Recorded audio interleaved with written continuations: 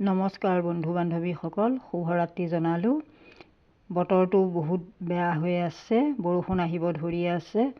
যিহেতু টিঙৰ ওপৰত পাত বহুত পৰি আছে, টিঙৰ ওপৰৰ পাতবিলাক সাৰিবৰ কাৰণে কোনো মানুহ বিচাৰি নাপালোঁ। নোপোৱাৰ গতিকে মই টিঙৰ ওপৰত উঠি গ'লোঁ, গৈ লৈ টিঙৰ পাতবিলাক সাৰি পুচি দিলোঁ।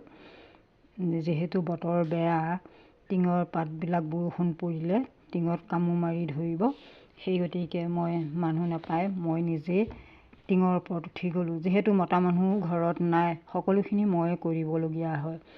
টিঙৰ ওপৰত উঠি গৈ লৈ পেলাই পাতবোৰ সাৰি দিলোঁ। দি লৈ থোপাই বুটলি পেলাই পাতখিনি জুই লগাই দিলোঁ। তাৰপাছত মই দুপৰীয়া আকৌ ভাত বনালোঁ। ভাত খাই বৈ লৈ পেলাই ভাত বনাই কৰি লৈ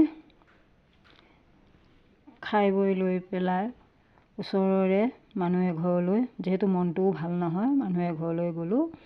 গৈ তাতে তামোলৰ মেহেলা মাৰিলোঁ। ভিডিঅ'টো আজিলৈ ইমানেই। ভাল লাগিলে লাইক কমেণ্ট কৰিব।